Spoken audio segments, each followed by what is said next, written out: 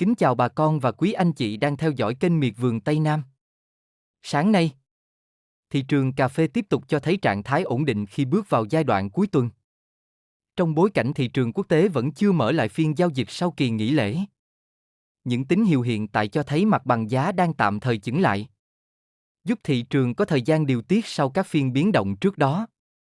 Dưới góc nhìn chuyên gia nông nghiệp, khi các sàn giao dịch cà phê lớn trên thế giới chưa hoạt động trở lại, giá cà phê trong nước thường có xu hướng đi ngang do thiếu yếu tố dẫn dắt từ thị trường kỳ hạn. Điều này khiến hoạt động thu mua chủ yếu tập trung vào việc duy trì nguồn cung ổn định, thay vì điều chỉnh giá mạnh theo từng ngày.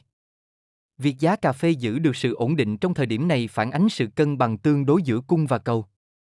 Sau giai đoạn biến động, thị trường thường cần một khoảng thời gian tích lũy để hình thành vùng giá mới vững chắc hơn, trước khi xuất hiện xu hướng rõ ràng tiếp theo.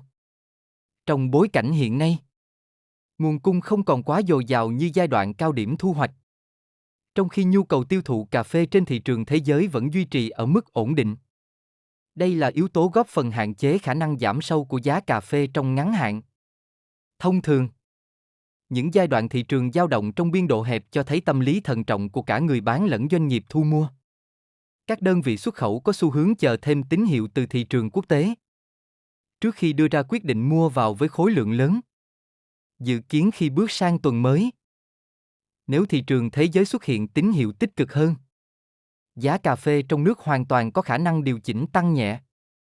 Tuy mức tăng có thể không quá mạnh, nhưng việc duy trì được vùng giá ổn định được xem là yếu tố tích cực đối với người sản xuất. Nhìn tổng thể, thị trường cà phê đang trong giai đoạn củng cố nền giá sau biến động, tạo tiền đề cho xu hướng tiếp theo. Đây là tín hiệu cho thấy thị trường vẫn đang vận động theo hướng ổn định và chưa xuất hiện rủi ro giảm sâu trong ngắn hạn.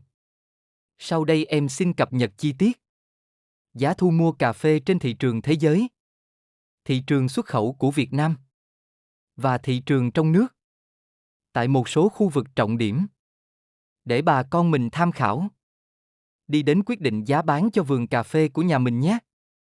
Thị trường cà phê thế giới. Giá cà phê Robusta trên sàn London tại phiên giao dịch gần nhất đang ở mức 3.448 đô la trên một tấn.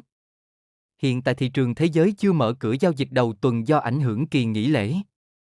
Vì vậy giá tạm thời chưa có sự thay đổi mới. Thị trường xuất khẩu cà phê Việt Nam.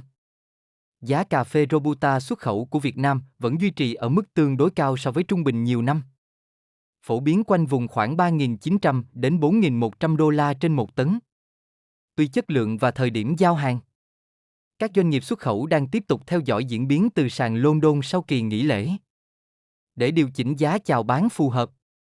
Nhu cầu nhập khẩu từ thị trường châu Âu và châu Á vẫn duy trì ổn định, góp phần giữ mặt bằng giá trong nước không giảm sâu. Giá cà phê trong nước nhân xô. Lâm Đồng, Lâm Hà 88.600 đồng trên 1 ký. Bảo Lộc 88.600 đồng trên 1 ký. Đức Trọng 88.600 đồng trên 1 ký.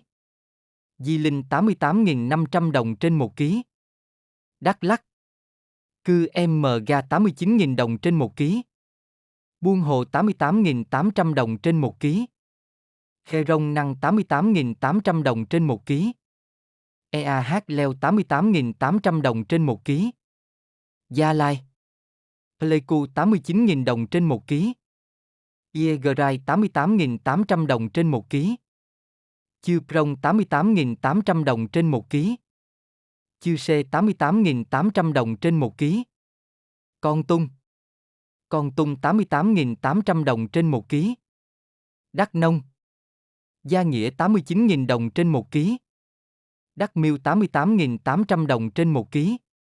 Đắk Sông 88.800 đồng trên 1 ký. Khu vực Đông Nam Bộ.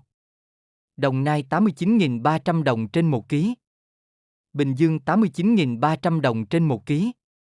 Bình Phước 89.300 đồng trên 1 ký. Thành phố Hồ Chí Minh một số kho 89.500 đồng trên 1 ký. Do thị trường thế giới chưa mở cửa giao dịch trở lại, giá cà phê trong nước hiện vẫn giữ xu hướng ổn định và ít biến động. Mặt bằng giá phổ biến dao động quanh vùng 88.500 đến 89.500 đồng trên 1 ký tại nhiều khu vực trọng điểm.